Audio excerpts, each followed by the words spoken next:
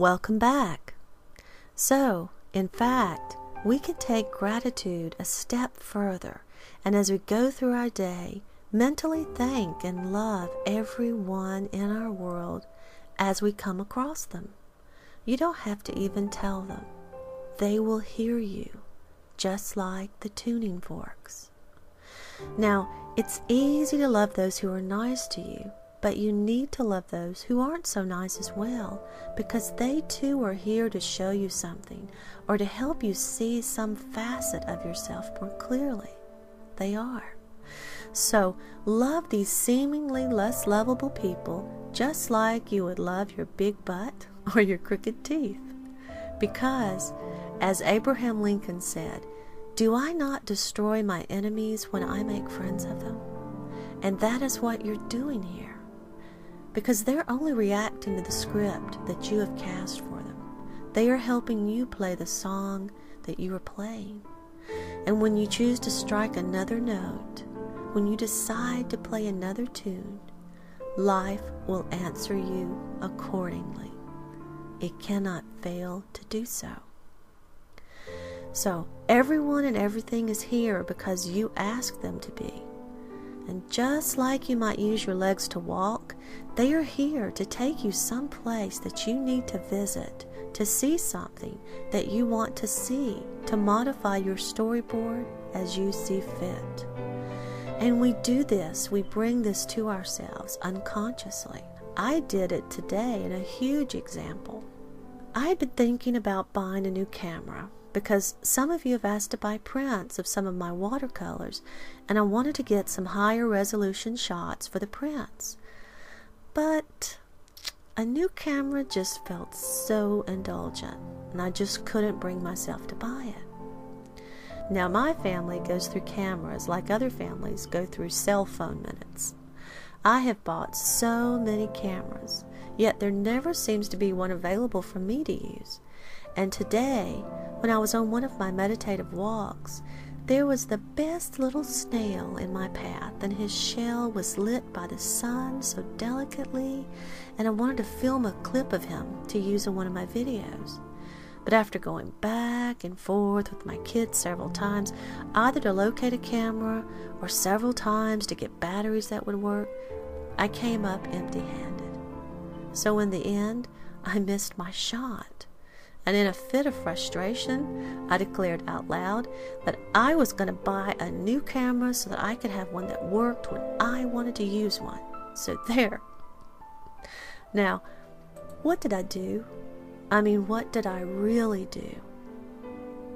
I pulled a situation into my storyboard that gave me both permission and motivation to buy a camera that I already wanted to buy in the first place, but I would have felt guilty if I did.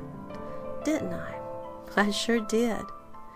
That is why Mr. Snail crossed my path in that perfect beam of light to start all this in motion for me. Now, in the beginning, we don't catch these things, but from where I stand now, I look at everything I say or do in two ways. I look at it once from inside the storyboard that we call life, which is just the regular way of looking at it, and once from outside, where I ask myself, what am I really doing here? Because what we truly believe or want cannot exist in conflict for long with what we are experiencing. They can't. They will only oscillate for so long, and then we will manifest a situation that will kick it in one direction or the other, because everything must be resolved. So either I needed to stop wanting a new camera or create a situation that would allow me to bring one onto my storyboard. And so that's exactly what I did. And watch yourself. You'll see that everything you do is this very act all the time. Now, I gave you this example to help you see this point a little more clearly, because sometimes it's hard to be grateful and love what seems to be carelessness or callousness or downright meanness of others. But it's much easier when you begin to look at your life two ways. From within your normal perception of reality, which in my case was, I never have a camera to use for myself and I'm missing some great shots. As well as from outside the storyboard, where you ask yourself, what is really going on here? What am I bringing myself? And in my case, it was the emotional permission to be what seemed to be indulgent and buy the new camera that I already wanted to buy and I needed in order to create the requested prints from my watercolors. And all this was happening without my conscious arrangement. And this is the way we tend to go through life, unconsciously, never seeing our own footprints in the sand behind us, our fingerprints all over that crime scene. Because this is all our design.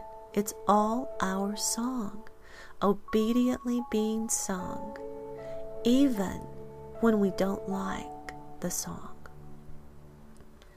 And we do this all the time, but we don't know what we're doing because we tend to view things superficially. Here's another example. A couple of days ago, the great and mighty unASLEEP herself came down with a stomach virus. How awful. What did she do wrong that she was being punished for? What weakness was inside her taking over her, making her sick on the outside? How had she messed up that this thing had been allowed to come into her life? She hadn't, but that's what we think, don't we?